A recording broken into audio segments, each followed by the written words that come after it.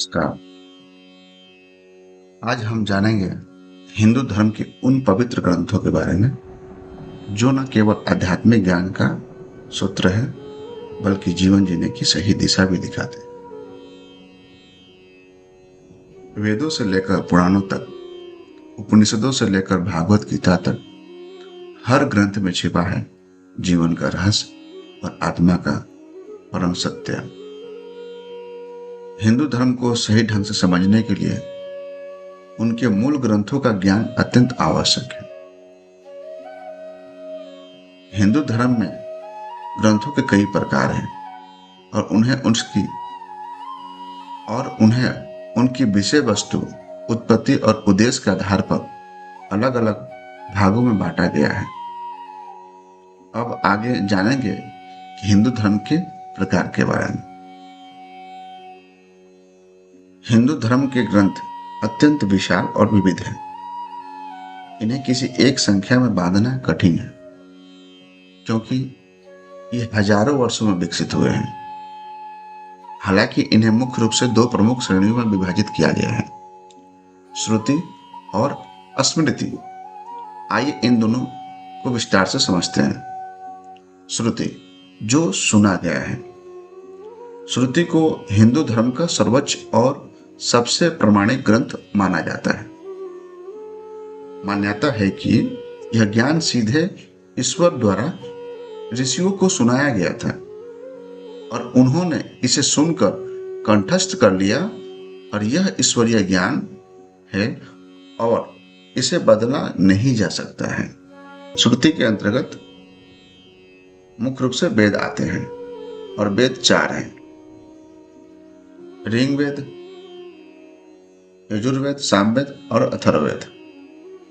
ऋग्वेद यह सबसे प्राचीन वेद है।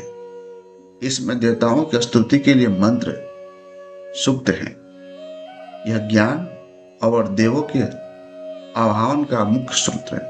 देवताओं को कैसे बुलाते हैं इसका विस्तार से वर्णन है। यजुर्वेद, इसमें यज्ञ अनुष्ठान की प्रक्रिया के लिए गद और पद्य मंत्र है। यह बताता है कि यज्ञ कैसे किए जाना चाहिए। यज्ञ की विधि बताते हैं। सामवेद, यह भारतीय संगीत का मूल माना जाता है। इसमें ऋग्वेद के मंत्रों को गाने योग्य रूप में धुनों के साथ प्रस्तुत किया गया है, वर्णन किया गया है, जिनका उपयोग यज्ञ के समय किया जाता था और देवताओं को बुलाया जाता था। अथर्ववेद, इसमें दैनिक जीवन की समस्याओं, चिकित्सा, जादू टोना और दार्शनिक विषयों से संबंधित मंत्र हैं।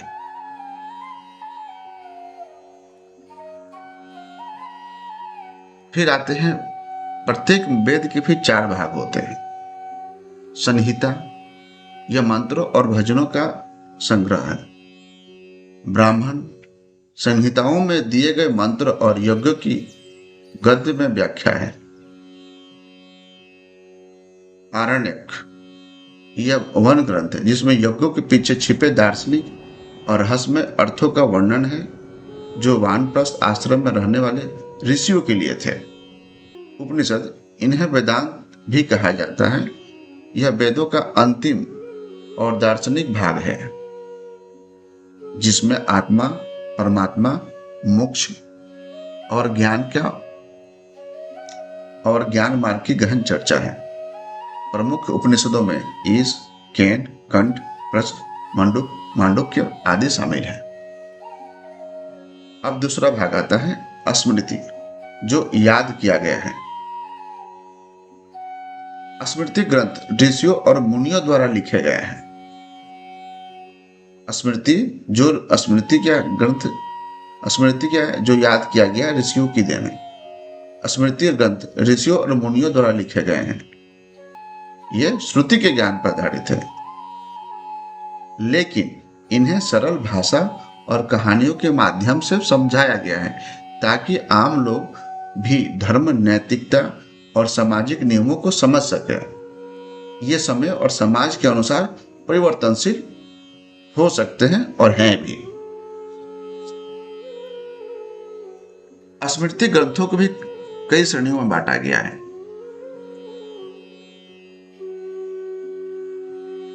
इतिहास पहला था। इतिहास महाकाव्य, ये महान गाथाएं हैं जो धर्म और नैतिकता का संदेश देती हैं। ये महान गाथाएं हैं जो धर्म और नैतिकता का संदेश देती हैं। पहला रामायण महर्षि वाल्मीकि द्वारा रचित, यह भगवान श्री राम की कहानी है। इतिहास है जो आदर्श पुत्र, पति, भाई, राजा के रूप में धर्म का पालन करते हैं। महाभारत महर्षि वेद व्यास द्वारा रचित है। यह दुनिया का सबसे बड़ा महाकाव्य है। इसमें कौरवों और पांडवों के बीच हुए युद्ध का वर्णन है। श्रीमद् भागवत गीता इसी का एक हिस्सा है, जो भगवान श्री कृष्ण द्वारा अर्जुन को दिया गया था। अब दूसरा पुराण, जो प्राचीन इतिहास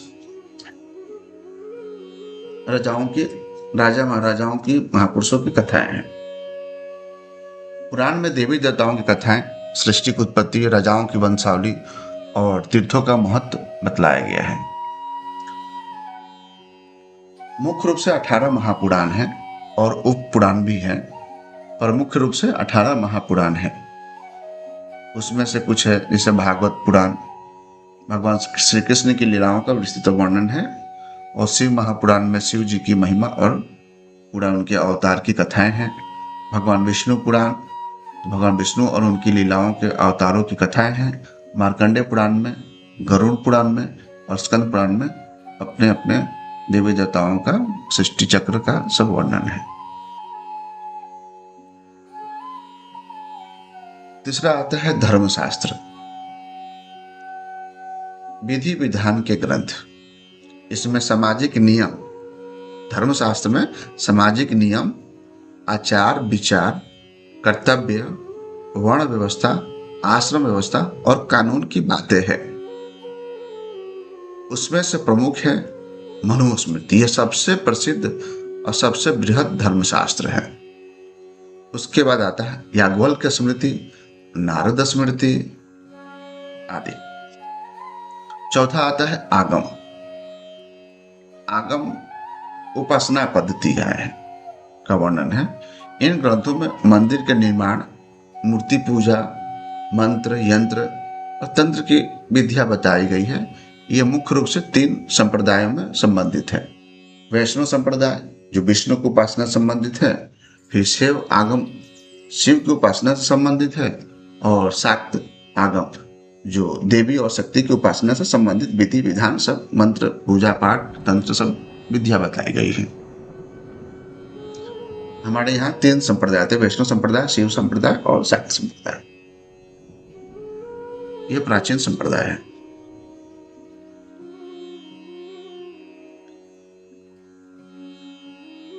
उसके बाद आता है दर्शन शास्त्र, दार्शनिक ग्रंथ। हिंदू दर्शन की 6 प्रमुख विचारधाराओं की व्याख्या करते हैं। हिंदू दर्शन की 6 प्रमुख विचारधाराओं की व्याख्या करते हैं। हिंदू धर्म में 6 प्रमुख विचारधाराएं हैं, एक नहीं है, 6 विचारधाराएं हैं। न्याय दर्शन तर्क और प्रमाण पर आधारित है, जहां पर तर्क और प्रमाण की प्रमुखता दी गई है, उसको न्याय दर्शन बोला जाता है। इसके प्रमुख ऋषि गौतम थे। वैश्विक दर्शन, यह परमाणुवाद और सृष्टि के तत्वों का विश्लेषण करते हैं, यह उनका सिद्धांत है। इसके प्रमुख ऋषि है कणाद, जिन्होंने परमाणुवाद का पहला सिद्धांत इन्होंने दिया था। सांख्य दर्शन, जिसमें पुरुष और प्रकृति के द्वैतवाद का सिद्धांत बताया गया है, जिसमें प्रमुख ऋषि आते हैं कपिल मुनि। योग दर्शन पतंजलि है। योग दर्शन पतंजलि है। चित्त की वृत्तियों को नियंत्रण कर मोक्ष प्राप्ति का मार्ग है। इसके अंतर्गत अष्टांग योग का वर्णन है। योग दर्शन पतंजलि इसके प्रमुख ऋषि हैं। चित्त की वृत्तियों को नियंत्रित कर मोक्ष प्राप्ति का मार्ग है, अष्टांग मार्ग का वर्णन है। 5वां आता है मीमांसा दर्शन। इसके प्रमुख ऋषि है जैमिनी, वेदों के कर्म कांड की व्याख्या करते हैं। 6वां आता है वेदांत दर्शन। बदरायण इसके प्रमुख ऋषि हैं। उपनिषदों के ज्ञान पर आधारित ब्रह्म और आत्मा के संबंध की व्याख्या ब्रह्मसूत्र इसका मूल ग्रंथ है। इन ग्रंथों के माध्यम से हमें केवल धर्म ही नहीं बल्कि जीवन जीने की कला, नीति, ज्ञान और मोक्ष का मार्ग भी मिलता है। अगर हम इन्हें समझे और अपनाएं तो जीवन में स्पष्टता, उद्देश्य और शांति आ जाती है। हमारा जीवन का लक्ष्य क्या है, हमारा उद्देश्य क्या है, शांति सब प्राप्त हो जाती है। इस प्रकार हिंदू धर्म का एक विशाल सागर है जो जीवन के हर पहलू, आध्यात्मिक, सामाजिक, नैतिक और दार्शनिक पर प्रकाश डालता है। इस प्रकार हिंदू धर्म ग्रंथों का एक विशाल सागर है जो जीवन के हर पहलू, चाहे वो आध्यात्मिक हो, सामाजिक हो, नैतिक हो, दार्शनिक हो, हर बिंदु पर प्रकाश डालता है। अगर आपको यह हमारा प्रयास अच्छा लगा हो तो कृपया हमारे चैनल सनातन ज्ञान गंगा को लाइक कीजिए, शेयर कीजिए और चैनल को जरूर सब्सक्राइब कीजिए ताकि हम आपके लिए ऐसे ही और भी पवित्र और ज्ञानवर्धक वीडियो लाते रहें। जुड़े रहिए सनातन ज्ञान गंगा चैनल के साथ, जहां हम आपको प्राचीन भारतीय संस्कृति और धर्म के गहरे रहस्यों को अनावरण करते हैं। धन्यवाद। हर हर महादेव। जय सनातन। ओम शांति, ओम शांति, ओम शांति।